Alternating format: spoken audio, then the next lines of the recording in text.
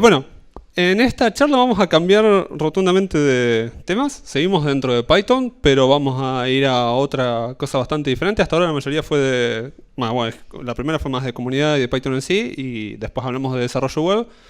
De lo que vamos a estar hablando ahora no tiene nada que ver, es más relacionado a inteligencia artificial. Bueno, como esta charla habla de unas cuantas cosas y trata de transmitir varias cosas distintas, era medio difícil ponerle título a la charla. De hecho, cada vez que la di tuvo un título distinto, básicamente. Hasta me han propuesto, Sofía me dijo, ¿por qué no me pones Antonio y listo? Bueno, se llama Antonio la charla. Pero básicamente con lo que quiero lograr con esta charla es que ustedes se lleven algunas nociones básicas de lo que es Machine Learning y ver esas nociones básicas aplicadas a un ejemplo real. Chiquito, pero real. ¿Sí? ¿Alguno escuchó hablar o escuchó nombrar Machine Learning antes? ¿Y cuántos se animan a decir, yo sé lo que es Machine Learning, yo sé la definición?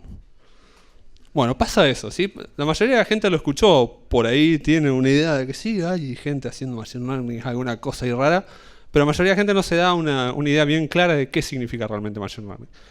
Y sobre todo de eso deriva el hecho de que la mayoría de la gente dice, ah, no, pero eso es una cosa así para esos académicos, investigadores raros allá, no para las cosas que yo tengo que resolver. En realidad no es tan así. Machine Learning, ¿qué es? Machine Learning es una rama de la inteligencia artificial, ¿sí? La inteligencia artificial es una gran bolsa de cosas muy distintas, donde hay de todo. Dentro de todas las cosas que hay una rama específica que se dedica a hacer programas que aprenden, ¿sí? Que extraen de alguna forma, o aprenden a hacer cosas que nosotros no sabíamos hacer antes, a partir de datos, y por lo general a partir de grandes volúmenes de datos. ¿Sí? De alguna forma yo escribo código, le chanto en un extremo un montón de datos y por el otro extremo sale algo que el código se aprendió a hacer que yo mirando los datos no podía aprender a hacer. ¿Sí? Eso es más o menos Machine Learning. Está bastante basado en cuestiones matemáticas y estadísticas. No son un requerimiento tener esos conocimientos para poder usar Machine Learning, pero sí ayudan muchísimo. Si uno entiende esas cosas que hay por debajo, matemáticas y demás, puede sacarle mucho más jugo a estos algoritmos que están corriendo arriba. Entonces, si por ejemplo les interesa dedicarse a eso y están cursando análisis, estadística y demás, traten de memorizar todo lo que puedan de esas materias porque les va a servir. Y dentro de Machine Learning hay dos grandes ramas, ¿sí? En la charla os voy a dar ejemplo de una de esas dos nomás, pero no son tan distintas una de otra. Las dos siguen haciendo esto de tratar de aprender a partir de muchos datos, pero lo que tratan de aprender son cosas distintas. Por un lado tenemos el aprendizaje no supervisado, que básicamente, hablando mal y pronto, es tratar de encontrar de alguna forma patrones o agrupaciones adentro de esos datos que le damos, ¿sí? La entrada podría ser, por ejemplo, mira, estas son todas las ventas que tuve en estos últimos 2 años, con datos de los clientes, de qué edad tenían y qué sé yo. Y la salida de eso podría ser algo como que el algoritmo me diga, mira, yo encontré que todos estos clientes son más o menos parecidos, y todos estos otros son más o menos parecidos, y todos estos otros son más o menos parecidos, ¿sí? Me encontró como 3 grupos de cosas que son muy parecidas entre sí, adentro de cada grupo, pero diferentes entre los grupos, ¿sí? No nos dice por qué agrupó eso. Nosotros podemos tratar después de entenderlo y, por ejemplo, si pones a la persona de marketing o lo que sea, a ver qué clientes metió en esta bolsa y a qué clientes metió en esta otra, capaz que se da cuenta claramente de qué era lo que estaba generando esa agrupación. Pero bueno, son algoritmos que nos permiten, a partir de datos que nosotros tenemos, identificar de alguna forma patrones o cosas que hay adentro de esos datos, ¿sí? Esta es la rama a la que no le voy a dar ejemplos de código ni nada. La otra rama es aprendizaje supervisado, y a mí me gusta un poco más esto. Y en el aprendizaje supervisado básicamente lo que tratamos de hacer normalmente es aprender a partir de datos que nosotros podemos diferenciar como datos de entrada y de salida, ¿sí? Aprender una función que me permita explicar las salidas a partir de las entradas.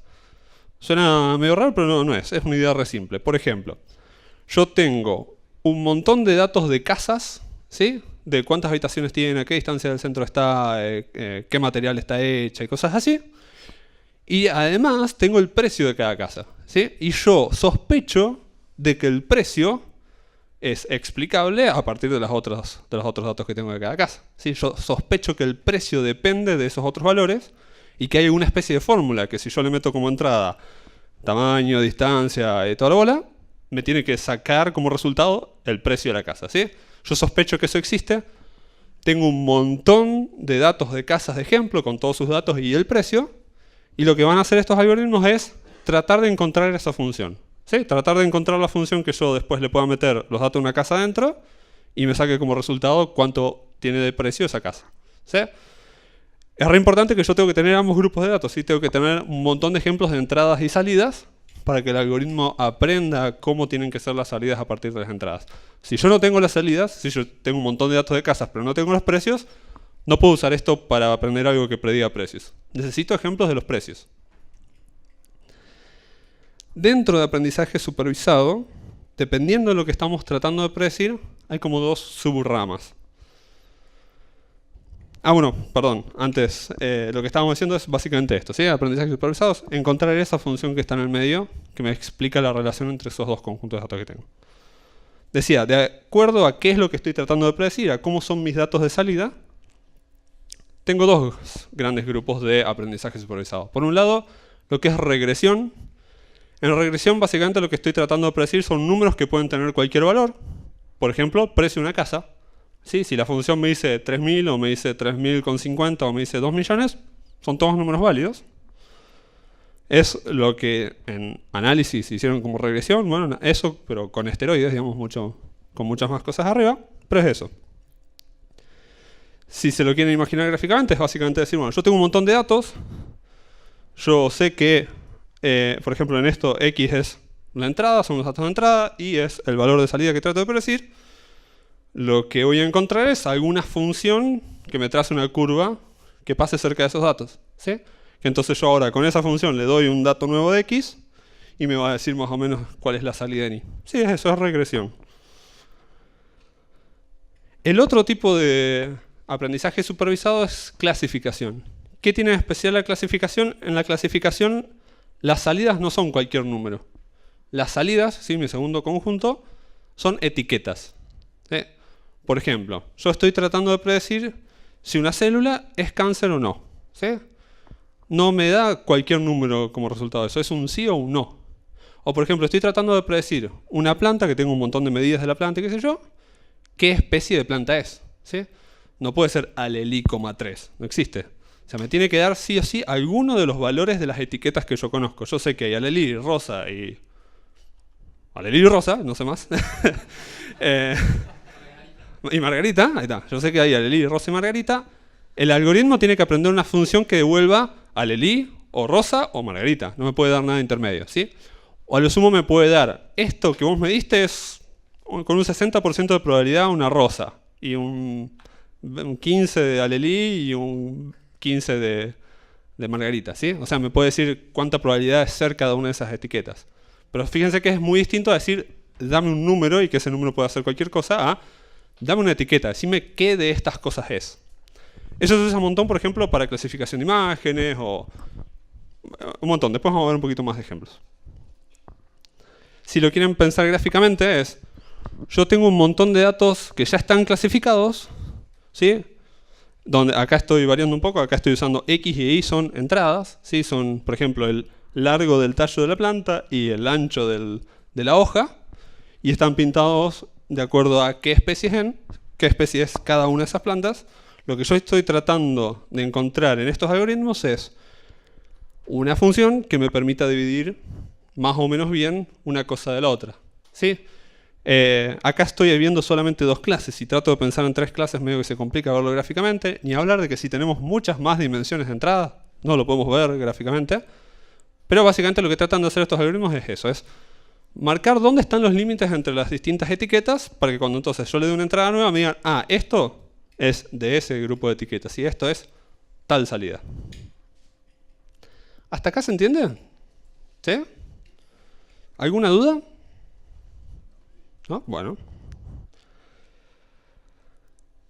Algunas cuestiones importantes sobre aprendizaje supervisado, que es la rama que le doy un poco más de bola en esta charla. Primero, nos tiene que quedar claro lo que es una hipótesis. Yo dije antes, tenemos los dos grupos de datos, ¿sí? Tenemos entradas, tenemos salidas, y estamos tratando de encontrar una función que prediga esos valores, ¿sí? Esa función. Ahora, nuestros algoritmos no van a encontrar esa función de una, obviamente van a empezar a probar, con alguna lógica más o menos inteligente, para encontrar esa función y van a probar un montón de funciones. A todas esas funciones las consideramos hipótesis, ¿sí? Igual que en ciencia, son posibles explicaciones del fenómeno que yo estoy viendo. Yo estoy viendo que cuando los valores de entrada son así, los valores de salida son asá, tengo alguna idea de cómo lo puedo explicar, eso es una hipótesis, ¿sí? Bueno, esa idea de cómo lo puedo explicar es una de esas funciones. Es, por ejemplo, si para mí, si multiplico el tallo por el ancho de la hoja y le sumo 10, para mí eso me puede decir si es alelí o no. No sé cómo, pero esas funciones son hipótesis, ¿sí? Y lo que van a hacer estos algoritmos es probar un montón de hipótesis y devolvernos la mejor hipótesis que encontraron, ¿sí? Pero sigue siendo una hipótesis. Sigue no siendo necesariamente la función que en la realidad explica ese fenómeno. De hecho, quizás en la realidad no haya una función así exacta que lo prediga, ¿sí? Porque, por ejemplo, las alelí tienen mucha variación del tallo y entonces a veces va a haber alelís que yo los voy a clasificar como rosa y porque era un alelí con una hoja muy grande, no sé. No tengo seguridad de que esa función que me da es exactamente lo que sucede en la realidad. Pero es la función que mejor me puede explicar los datos que yo obtuve, ¿sí?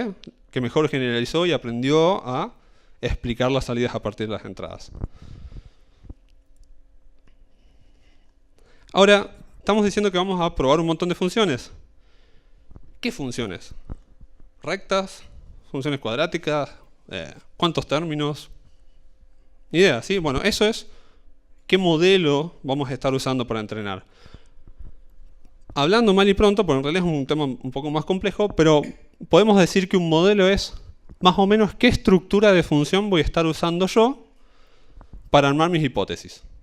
Por ejemplo, la regresión lineal que vieron en la universidad, en análisis, es decir, bueno, yo me voy a limitar a probar, por ejemplo, si tengo solamente una entrada, con funciones que tengan esta forma, ¿sí? Que sean a por x más b, tengo que encontrar cuánto vale a y cuánto vale b, para que esa función me explique bien los datos, ¿sí? Si yo solamente voy a probar con funciones que tengan esa estructura, si mis datos no eran una recta, nunca voy a encontrar una buena hipótesis, ¿sí? Si mis datos tenían esta forma, y yo voy a estar probando solamente rectas a ver cuál se ajusta mejor, ninguna va a estar buena. Entonces la elección de un modelo realmente influye muchísimo en qué tan buena va a ser la hipótesis que voy a obtener. Hay distintos niveles de complejidad de modelos. La regresión lineal obviamente es súper simple. Hay modelos muchísimo más complicados que me permiten incluso aproximarme a cualquier función, ¿sí? Redes neuronales, por ejemplo, es uno de esos. No quiere decir que sea fácil aproximarme a cualquier tipo de función, pero teóricamente pueden hacerlo, ¿sí? El tema es que por lo general esos modelos son mucho más complicados y más difíciles de entrenar y demás. Esto es lo que dije recién. Entrenamiento y predicción. En todo lo que vamos a hacer, más o menos lo que va a suceder es esto. Yo parto de, tengo un montón de datos, ¿sí? Que yo sé que hay un pedazo de esos datos que son entradas y otras columnas que son salidas. Voy a meter esos datos en un algoritmo que va a entrenar, ¿sí? Va a probar un montón de hipótesis hasta que encuentre la mejor, o hasta que yo le diga que corte, o hasta que haya pasado tanto tiempo, o alguna cosa así, ¿sí? A eso le llamamos entrenamiento. Y como salida del entrenamiento, ¿qué me va a dar? Una función. Me dice, esta es la mejor que yo encontré, ¿sí? Con ya los numeritos seteados y todo, y me dice, usa esta función que con esto vas a predecir bien, si es que anduvo bien. Posterior a eso, entonces, cuando a mí me lleguen nuevos datos de entrada, por ejemplo, alguien me trae una planta y me dice, decime de qué especie es, Yo ahora puedo usar esa función que encontré, meter los datos de la planta dentro de la función, ver que me da la salida, y entonces decirle, es una leli. ¿Sí? Entonces tenemos bien separados estos dos pasos de, puse mi algoritmo a entrenar, me encontró una función, y ahora puedo salir y esa función usarla para predecir cosas. Precios de casa, especie de planta, lo que sea.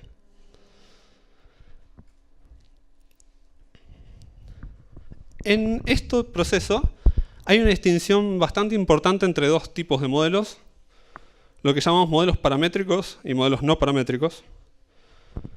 Hay modelos que una vez que se entrenaron, ¿sí?, que hicieron ese entrenamiento, la salida que me dan es una función con ya los numeritos seteados adentro, y con solo eso yo puedo salir a predecir. Esos son modelos paramétricos. ¿Por qué? Porque la función que me da solamente depende de esos parámetros que logró encontrar adentro, ¿sí? Por ejemplo, en la recta que veíamos antes, los parámetros son ese A y ese B. ¿Sí? Yo para tener la función de una recta necesito poner el A y poner el B y ya tengo una función de una recta. Bueno, eso es un modelo paramétrico. No importa qué datos usé yo para entrenar esa recta. No importa si usé 6 millones de datos de casas o si usé 3 casas, esa recta, después voy y la uso así, solamente con eso. Se la escribo en un papel, se la doy a Ariel y le digo, anda a predecir precio de casa, y con ese papel, con la fórmula ya escrita, él puede salir y predecir casas. ¿Sí? Eso es un modelo paramétrico. Hay modelos que no son así. Hay modelos que después, para el paso de predecir, igual necesitan los datos. ¿Sí? Que aprenden a hacer algo, a veces incluso sin nada de entrenamiento, pero después necesitan tener los datos juntos para predecir. Entonces no le puedo agarrar y decir, mira Ariel, esta es la mejor hipótesis que encontré y se la doy solamente. Necesito darle además los 30 GB de datos que usé para entrenar o lo que sea. Cosa que es complicada. ¿Sí? Si yo eso lo tengo que deployar, por ejemplo, y estoy usando, no sé, 100 GB de datos para entrenar, a cada lugar no lo quiera deployar, tengo que llevar esos 100 GB. Así que un modelo no paramétrico, por lo general, es en medio de un incordio en algunos sentidos. Así que está importante saber esa diferencia, es decir, si voy a usar un modelo paramétrico o un modelo no paramétrico, porque tiene sus consecuencias después en la práctica. Y otra idea súper importante es el sobreentrenamiento. Vamos a agarrar un ejemplito. ¿Sí? Imagínense que acá tengo cantidad de metros cuadrados, ¿sí? Y esto es precio de las casas. ¿Sí? Por alguna extraña razón hay casas chiquititas que valen un montón, baja el precio y después vuelve a subir. Imagínense que yo decido usar algún modelo que puede armar funciones súper complicadas, ¿sí? Cualquier función que yo le diga. Lo pongo a entrenar. El entrenamiento es un proceso iterativo, ¿sí? Prueba una hipótesis, se fija qué tan bien anduvo, si no anduvo muy bien, ajusta, tunea los valores de los pesos, de los parámetros esos que tiene adentro, para tratar de encontrar la siguiente hipótesis y que sea un poco mejor, ¿sí? ¿Qué es que sea mejor? Que esa hipótesis erre menos cuando predice los ejemplos que yo le di, ¿sí? Si yo le di 3 ejemplos de casa, y en la primera le erró por 100, en la segunda por 1000 y en la tercera por 200, anda mucho peor que si en la primera erró por 2, en la segunda por 5 y en la tercera por 3. ¿Sí? Ni hablar de que si predijo exactamente los precios de cada casa, no tiene error. Pero no va a empezar con eso, va a empezar con una primera función que armó al azar, porque no sabe por dónde empezar, así que primero arma una función al azar, que obviamente va a ser malísima. Entonces, ¿qué agarra? Dice, bueno, a ver, armé esta función. ¿Qué tan buena es esta hipótesis? Y prueba con todos los ejemplos que tenía. Dice, a ver, la casa de 3 metros cuadrados, ¿cuánto vale? Y me dice que vale esto. ¿Y cuánto valía en realidad? Y valía esto. Hay una diferencia. Y así, con cada casa va midiendo la diferencia. ¿Sí? Anduvo mal. Empieza a mejorar de a poco. Va entrenando y va diciendo, a ver, ajusto así, toco esto, toco esto, toco esto. En algún momento la función va a estar bastante cerca de los datos. ¿Sí? En algún momento se va a ir acomodando y va a pasar bastante cerca de lo que nosotros le dimos como ejemplo. Ahora, ¿está prediciendo perfecto todos los precios de las casas acá? No. ¿Sí? Todavía hay error. Todavía hay casas que le erra por un poco. De hecho, en la mayoría le erra por un poco. Por menos, mucho menos que antes, pero todavía tiene error. Nosotros normalmente este gráfico no lo vemos así, claro. ¿Por qué? Porque no tenemos una sola entrada. Tenemos un montón, entonces no lo podemos graficar. ¿Qué es lo que nosotros vemos? Vemos cada paso de entrenamiento y cuánto número de error tenía. Y vemos que se va achicando, achicando, achicando, achicando, achicando, achicando. Entonces le dejamos seguir, que siga achicando. ¿Qué puede pasar? ¿O qué va a pasar normalmente? Sí, va a seguir achicando el error. Va a terminar armando una cosa como esta. ¿Esto tiene error? No, tiene re poco error. ¿Esto es realmente representativo, esa función que encontró, de los datos que había? No. ¿Sí? Le dijimos, no, seguí complejizando el parámetro, seguí ajustándote y tratando de tener cada vez menos error. Bueno, lo que logramos es, sí, no tiene nada de error sobre los datos que vio. Pero cuando le pidamos cualquier otro dato que no sea los que vio, va a predecir re mal. ¿Sí? Si yo le he pedido, dame el precio de una casa por acá, me va a decir esto, cuando en realidad por cómo estaban los datos debería estar por acá. ¿Sí? Esto es un modelo sobreentrenado. ¿Cómo evito esto? Normalmente la forma más básica, después hay un montón de otras cosas, pero bueno, yo les cuento esta charla va muy por arriba, así que les cuento las principales cuestiones. Lo más básico que tengo que hacer para evitar esto es, de todos los datos que yo tenía originalmente, ahora me voy a quedar solamente con un grupo para entrenar. O sea, mi algoritmo, cuando lo pongo en ese paso de entrenamiento, de encontrar la mejor hipótesis, no le doy todo. Le doy solamente una parte. ¿Sí? Y yo me guardo otro conjunto que nunca se lo dejo ver para entrenar. ¿Sí?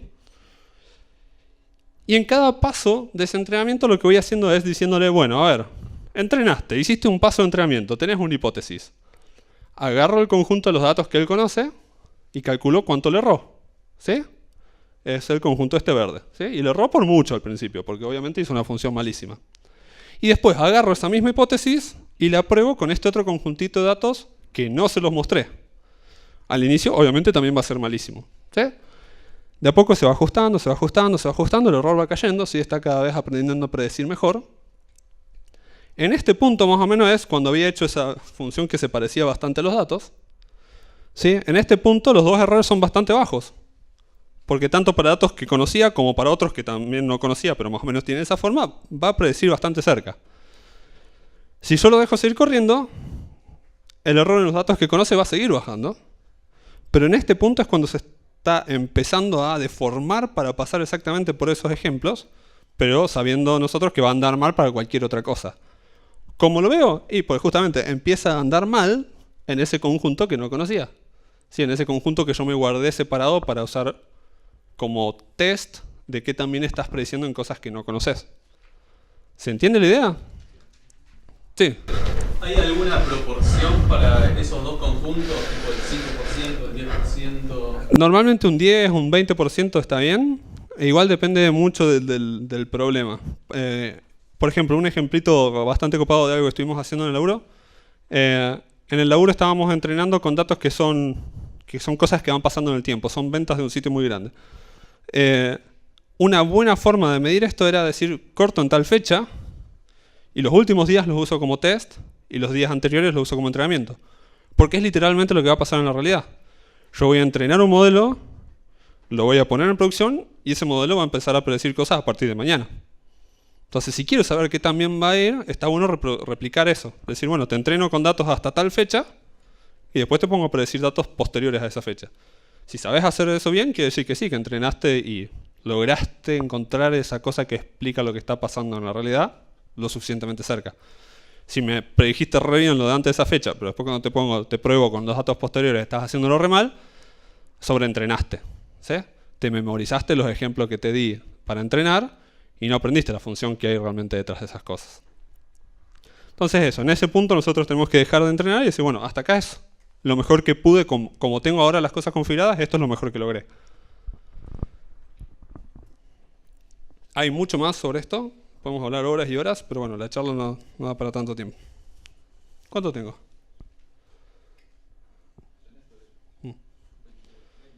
Ok. Bueno, yo les hablé de que había un montón de modelos distintos, ¿sí? O sea, estas cosas que van probando hipótesis, hay muchas formas distintas de construir esas funciones. Voy a agarrar dos ejemplos, uno súper simple y otro bastante complicado, ¿sí? El súper simple es K-neighbors, K-vecinos, no tiene nada que ver con política. ¿Qué hace el algoritmo de K-vecinos? Es re simple como trabaja. En el paso de entrenamiento, ¿se acuerdan que yo le daba todos mis ejemplos? Y tenía que hacer algo para encontrar una buena hipótesis, ¿sí? ¿Cuál es la hipótesis que va a estar usando K-neighbors? La hipótesis de K-neighbors es tu dato, acá lo estamos usando para clasificar, ¿sí? Tu dato va a tener la clase, o sea, la etiqueta, de la mayoría de los K más cercanos a ese dato. Por ejemplo, si vos me preguntás de qué especie es esta planta, miro a los 5 que estén más cerca, si K es igual a 5, y te digo, es verde, porque los 5 más cercanos la mayoría eran verdes. ¿Sí? ¿Qué hace en entrenamiento este algoritmo? Nada. Yo le di los 30 GB de datos y se los quedó. Y nada más, no hizo nada más que eso. Cuando yo quiera salir a predecir, ¿sí? Y diga, bueno, a ver, predecime esta planta nueva que encontré y no sé qué es.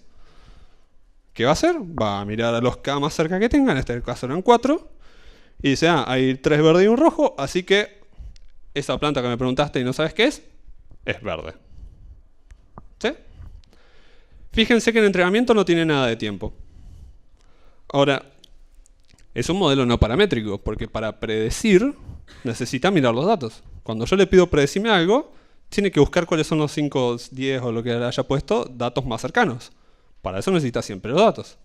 Entonces, sí, si me anduvo re bien, pero yo necesito 30 GB de ejemplos para que esto ande bien, cada vez que quiera predecir voy a estar teniendo que decir, bueno, este ejemplo que me diste, ¿de cuáles 5 más cerca está en estos 30 millones de ejemplos?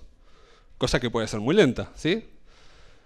Es súper simple, no tiene tiempo de entrenamiento, pero el tiempo de producción es lento y es no paramétrico. Así que es a veces un incordio tratar de llevarlo a producción. Vamos al otro extremo. Redes neuronales. ¿Quién escuchó hablar alguna vez de redes neuronales? Sí, pregunta. Sí. Antes, vecinos. Vos ahí usaste 2 dimensiones. Si Sí. yo tengo 14 atributos, hago la distancia Euclidea. con 14 y chau. Exacto, es eso. La normalizo Sí. y me quedo con todos. ¿Con todos qué? ¿Con 14 dimensiones o tengo que Vamos a- una correlación? Ahí entras en todo un mundo que es selección de features y creación de features y demás. Pero sí, es todo un tema elegir cuáles de todas las dimensiones que pueda tener, porque quizás hay algunas que no sirven para nada, otras que sí, cómo detectás cuáles sirven, cómo detectás cuáles influencian más, y todo es toda una ciencia también. O sea, yo tengo que hacer todo ese procesing. Sí. Exacto. Puedo estar haciendo verduras y agarro las 4 atributos de las flores y... A priori lo puedes usar, digamos. Podés intentar, sí. Si el resultado no es bueno, ahí entras en un mundo del data science que es bien. limitas que se quieren hacer cosas. Yo a priori puedo agarrar 14 dimensiones y decir... O usar una distancia en ese O también, sí, tal cual, hacer una distancia tuya propia pesada. que tengan en cuenta varias. Viene siempre normalizado. Sí, siempre normalizada, eso es verdad, sí. Si quiero hacer un ejemplo muy sencillito, yo agarro... El nivel de datos así de cabeza. me busco un dataset, agarro la dimensión 1, la cotidiana, me fijo lo que son, sale. Sí, y antes normalizarlo, eso como base para Canary siempre normalizarlo. Sí. Estamos hablando de metros cuadrados contra cantidad de habitaciones. Sí. Está bueno lo que dijo él. Imagínense que estamos hablando de casas. Yo quiero clasificar si es una casa o un departamento. ¿Sí? Y tengo dos datos. Tengo metros cuadrados y tengo precio de la casa. ¿Sí? Metros cuadrados, ¿entre cuánto y cuánto va a variar? Entre... Sí, entre 6 y 30, ponele. ¿Sí? Creo que 6, 30 es muy poco, ponele. Pero sí, vale, entre 6 y 100. ¿Sí? Precio, ¿entre cuánto y cuánto va a variar?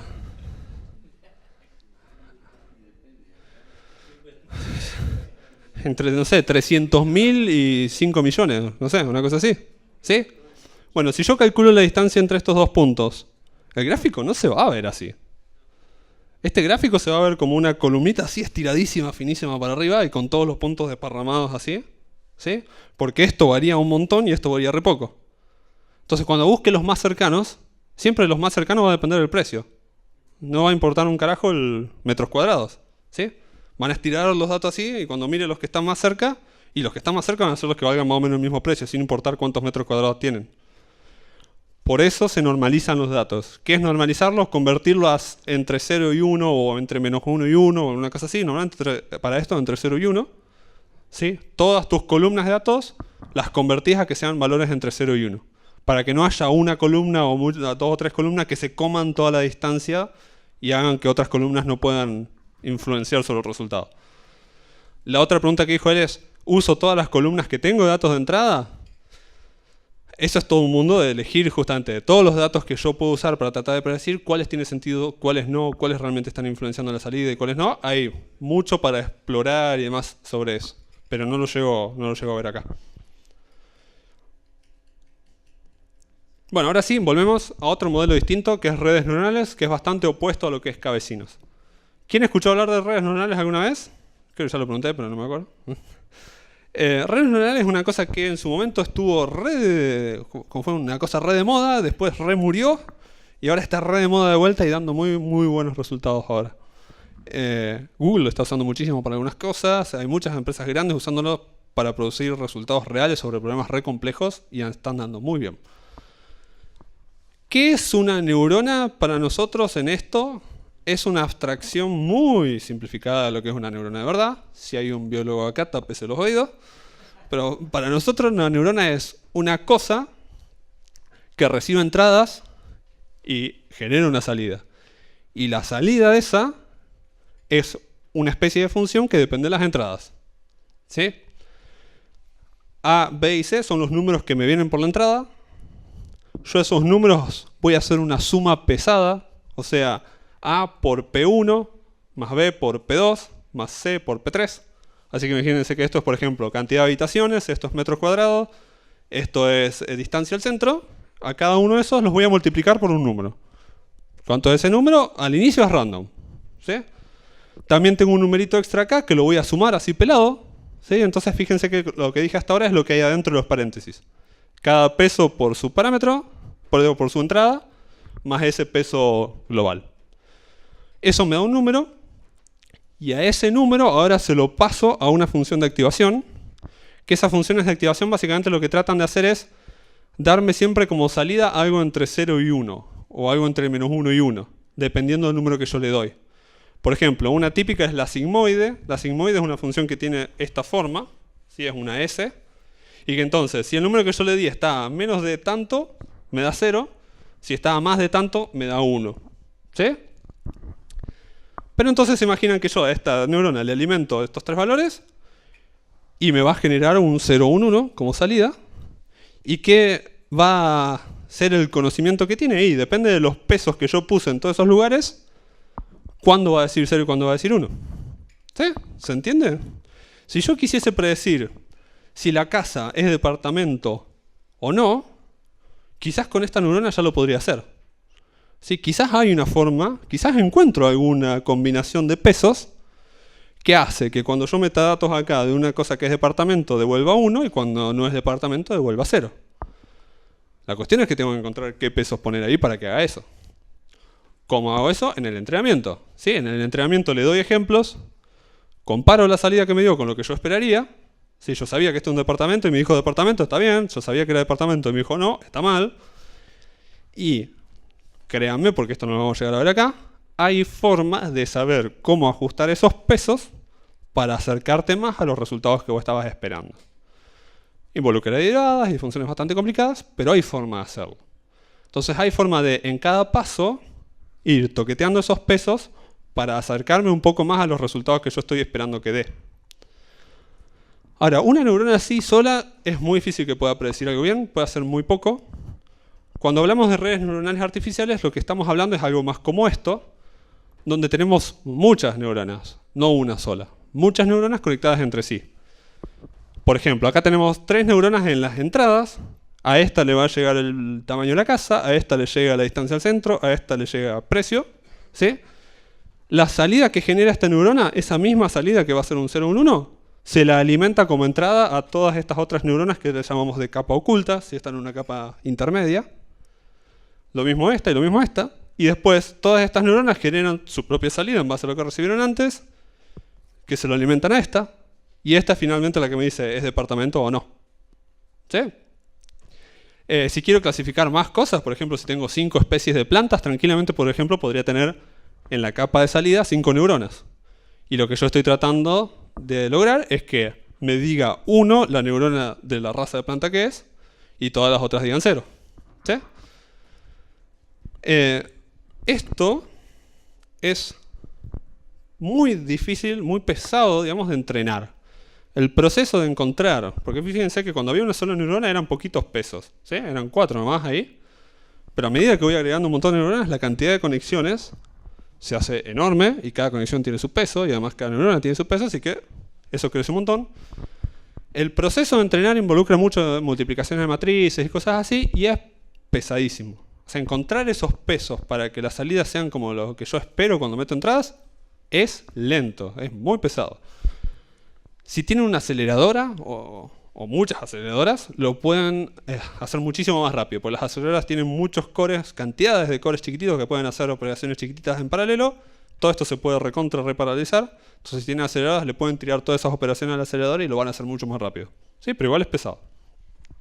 Ahora, una vez que terminó de entrenar, ¿sí? Cuando esta red terminó de encontrar una buena hipótesis, ¿sí? O sea, terminó de encontrar con qué combinación de pesos, cuando yo meto entradas, me dice bien si es departamento o no, ya está, ¿sí? Esa red ya me sabe decir si son departamentos o no, y no necesito más los datos. Para volver a predecir, o para predecir una casa nueva si es o no departamento, no necesito todos los ejemplos que usé para entrenar. Solamente necesito la red armadita con sus pesos. Eso es un modelo paramétrico, ¿sí? Pero bueno, eso. Recuerden que es pesado y lento de generar ese modelo. Y una cosita interesante es que las redes neurales pueden aprender cualquier función. La cuestión es, no hay nada que me diga cómo tengo que armar la red. Cuántas neuronas, cuántas capas, cómo conectarlas y todo. Hay un montón de formas distintas de hacer eso. Y no hay una ciencia exacta que me diga, ah, si tu problema es así, tenés que usar 3 capas con 5 neuronas y tal función de activación. No, no existe eso. Entonces tengo mucho de probar y de más o menos entender en qué casos anda más o menos bien y en qué casos más o menos mal y demás. Y encima cada vez que quiero probar es lento y todo, hasta que encuentro un buen modelo. ¿Hasta acá se entendió? ¿Sí? Voy a sacar la remera porque me estoy asando. No, la remera no. Hermoso.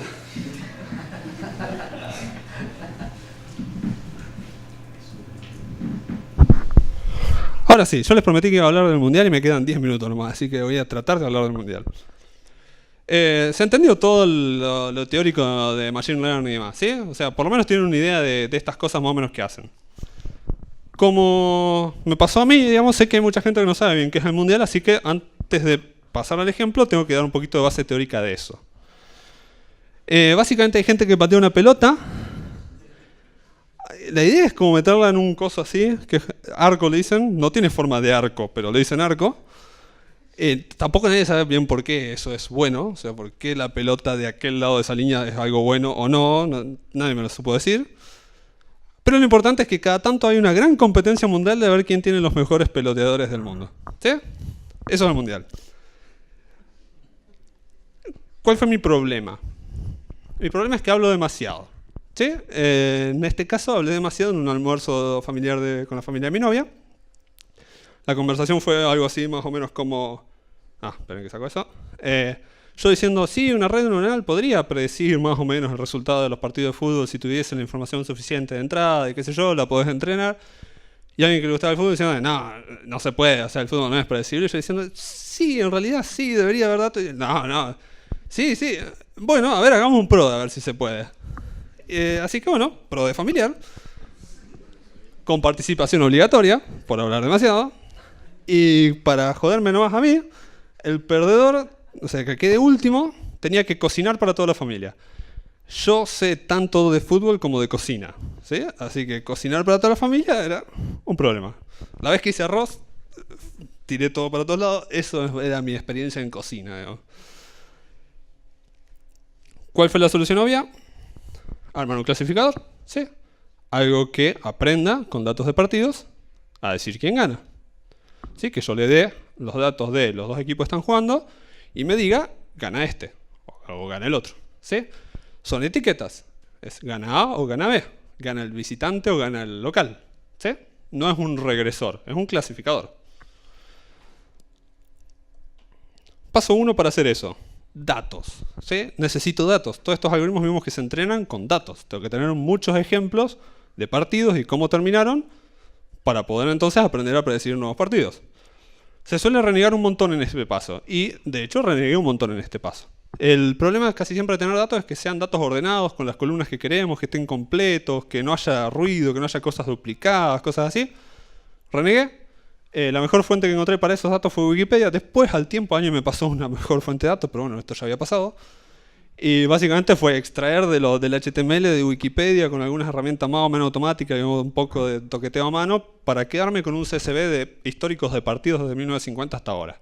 De partidos de los mundiales, ¿sí? Siguiente paso, tenía que de alguna forma preprocesar esos datos. Fíjense que hasta ahora los modelos que hablamos usaban números, ¿sí? Por ejemplo, K-Neighbors tiene que calcular distancia. No puedo calcular la distancia de juega bien a juega mal, o de la distancia de Argentina a Alemania, y no distancia física, o sea, distancia de qué tan distintos son esos datos, no existe cuando tengo cosas que no son números. Ni hablar en una red neuronal. ¿Cómo hago Argentina por 3? No tiene sentido, digamos. Así que tengo que convertir eso a números. ¿Cómo lo convierto a números? En base a estadísticas de cada equipo, ¿sí? Entonces, en vez de alimentarla a la red neuronal diciéndole Argentina-Brasil, le digo, un equipo que tiene tanto por ciento de partidos ganados, tanto por ciento de presencia en el podio, tantas copas ganadas, qué sé yo, es un montón de estadísticas de los dos equipos. Eso como entradas, que son todos números. Y la salida es, gana el primero o gana el segundo. Normalizar los valores por lo que hablábamos antes.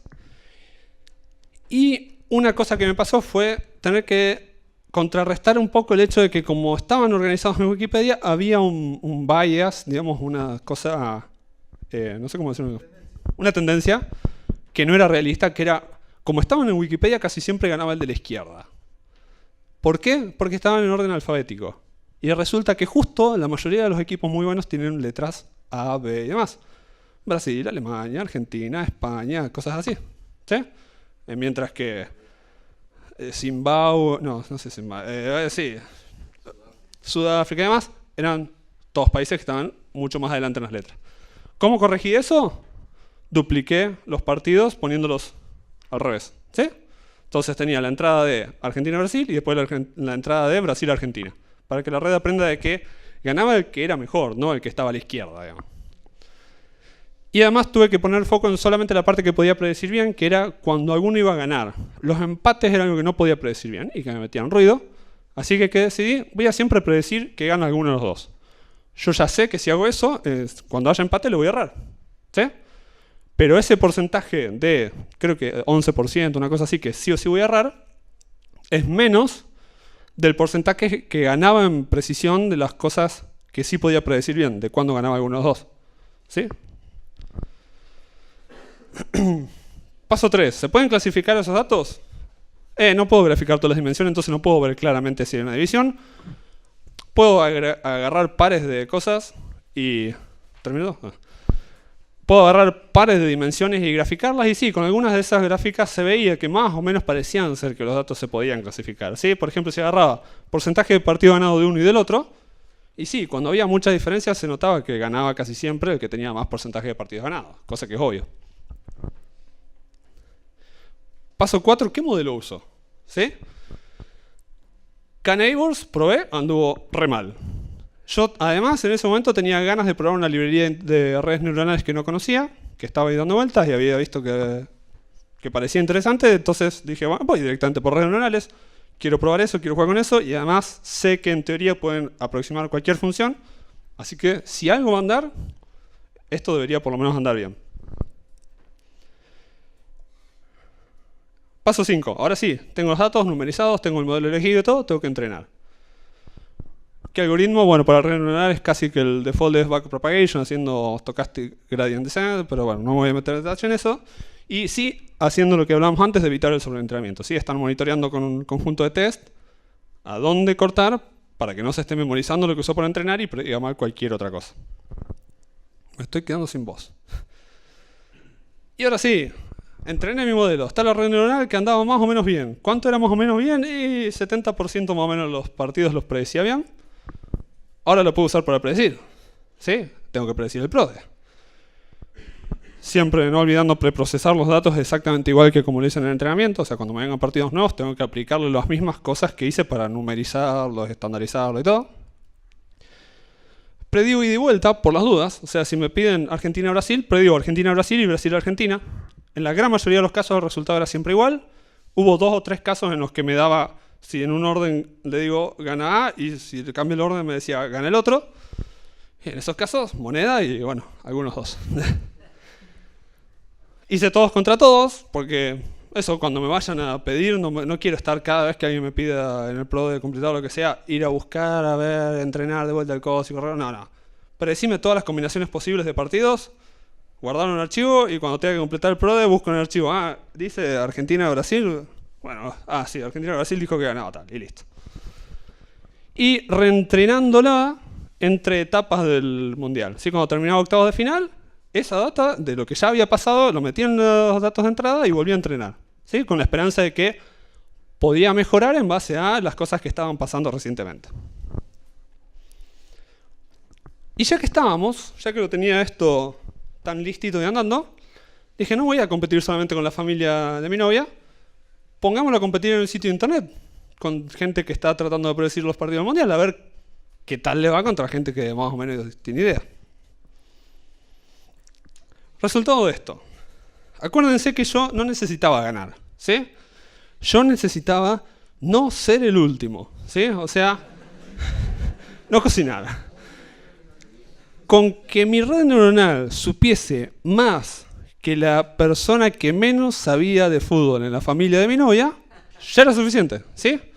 Supongo que, no sé, tu mamá o no sé, algo, o yo, algo, no, pero yo soy la red neuronal, así que tenía que ser más de alguna vez. Yo soy una red. No sabés.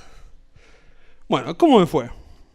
Acuérdense que estuve haciendo algo muy chancho, ¿sí? O sea, la forma de elegir el modelo, los datos eran re poco, encima son 700 partidos. Estas cosas normalmente se hacen con miles, millones de ejemplos y todo. Hecho así nomás. Prueba familiar, primer puesto. Odio generalizado y toda la cosa de cómo puede ser que esa cosa anduvo mejor y que yo sé de fútbol y eso es una red neuronal y vos que no sabes nada. Bueno. Pero era más interesante ver qué pasó en el EGA, que eran creo que cerca de 250 personas participando y además ahí podía tener más chance de decir, bueno, está compitiendo con gente que debe haber por lo menos, no sé, 10 personas ahí que realmente saben mucho, que conocen los equipos, que conocen la historia, que saben qué jugadores están y por qué va a ir bien y por qué va a ir mal y qué sé yo. Así que ese resultado me interesaba bastante más de ver, más allá de no cocinar. Y en ese EGA también terminó primera, ¿sí? También fue mejor esta red neuronal que las más de 200 personas que estaban tratando de predecir los resultados del Mundial ahí. ¿Qué saco yo de esto? Y con eso ya termino la charla. Machine Learning es algo que se puede hacer en problemas chiquititos o problemas que ustedes tengan, en problemas que no tengan suficientes datos y que no sean tan estoy en Google o en la NASA procesando imágenes satelitales o en los likes de Facebook de todo el planeta, ¿sí? No hace falta esperar a hacer el super data science que tenga millones de datos, que tenga un super dataset y un montón de conocimientos para empezar a probar y jugar con estas cosas y sacar resultados que sirvan, ¿sí? Obviamente no vamos a lograr el mejor predictor posible o súper bien elaborados o bien pulido, con las mejores prácticas y demás, pero pueden empezar con cosas chicas, ¿sí? Pueden empezar con cosas chicas y que sirvan. Si una red neuronal armada así de simple pudo saber predecir mejor que 200 personas, entre las cuales seguro había gente que sabía del tema, ¿en cuántas cosas que ustedes encuentran a diario que hay gente que sabe del tema, una red neuronal capaz que pueda dar mejor resultado? ¿En cuántas cosas uno podría entrenar una computadora y que me esté dando predicciones mejores que lo que alguien que sabe del tema me predice? Así que hay que, para mí, perderle el miedo y animarse a empezar a usarlo por lo menos en problemas así chiquititos de juguete y empezar a practicar con eso, que se pueden sacar cosas útiles, se pueden sacar buenos resultados. Así que creo que me excedí 2-3 minutos, pero espero que les haya servido.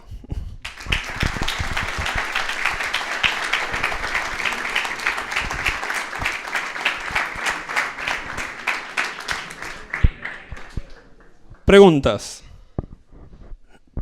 Sí. ¿Cuánta plata hiciste? No hice plata, porque en el sitio ese no se apostaba por plata, era nomás por el honor.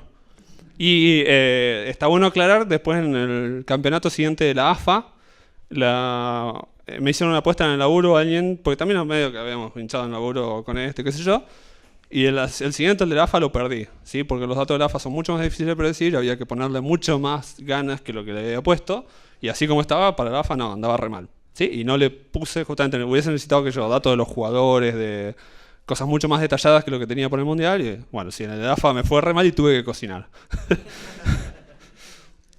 Pero bien se lo podría aplicar para una maquinita de casino. Y no podemos aplicarlo en cosas que dependan del azar. Siempre esto lo podemos aplicar en cosas que de alguna forma sospechemos que en la realidad existe alguna manera de predecir eso. ¿Sí? Sí. ¿Librería que usaste? Librería que usé. Yo les dije que estaba con ganas de probar una librería para redes neuronales. Usé PBrain. No la recomiendo. No es que sea mala, es que va bastante al revés del mundo en muchas cosas de cómo se hace todo esto. Hoy en día, por lejos, les recomiendo, en primer lugar, Keras, que se escribe con K, ¿sí? Para redes neuronales en Python, eso. Para todos los otros modelos de Machine Learning, Scikit-learn, ¿sí? Vieron que había un montón de modelos. Bueno, para redes neuronales hay una librería específica que es Keras, que anda re bien. Y para todos los otros hay una librería muy buena que es Scikit-learn, que tiene todos los otros modelos implementados. Así que eso les recomendaría como librerías. Igual son re parecidos uno al otro. ¿Sí? Previa a usarlo en red, ¿Keras también provee cosas o usas todo el kit de Scikit-learn y Keras para exclusivamente la de Sí, uso mucho del kit de Scikit-learn. Scikit-learn tiene, por ejemplo, separar los datos en test y entrenamiento y hacer un reporte de cómo están dando en un set versus el otro, qué sé yo. Scikit-learn tiene muchas de esas utilidades y como son re parecidas y respetan más o menos una misma interfaz, se pueden enganchar una con la otra y usar esas cosas así. Entonces yo usé mucho Scikit-learn, por más que estaba usando otras librerías junto, digamos, para calcular esas cosas. ¿Alguna otra duda? Sobre aplicación real, estos, yo les mostré un ejemplo de juguete, pero en el laburo diario estamos haciendo este tipo de cosas y andan. ¿Sí? No. ¿El porcentaje de acierto? El porcentaje de esa red para los datos del mundial estaba más o menos en un 70%.